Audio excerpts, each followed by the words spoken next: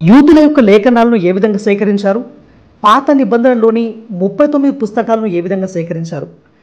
పాత నిబంధనలోని వివిధ పుస్తకాలను ఒకే గ్రంథంగా సేకరించబడక మునుపు అవి చాలా కాలం విడిగా ఉండేవి. యోషియా రాజు కాలంలో దేవాలయంలో ధర్మశాస్త్ర గ్రంథం దొరికింది.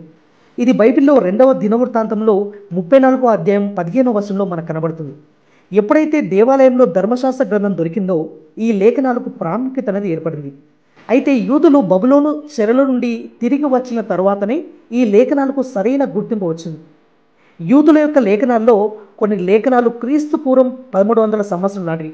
అయితే ఈ లేఖనాలను సమకూర్చి ఒక సంపూర్ణ రూపంలోకి తీసుకురావడం సుమారు క్రీస్తు పూర్వం 4వ శతాబ్దంలో ప్రారంభమై ఉండొచ్చని క్రైస్తవ నిపుణులు చెబుతున్నారు.